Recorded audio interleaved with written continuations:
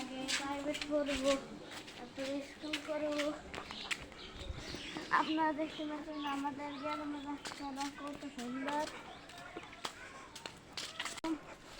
আপনারা দেখতে পাচ্ছেন আমি স্কুলে যাচ্ছি। ওই দেখুন আমাদের রাস্তাটা কত সুন্দর।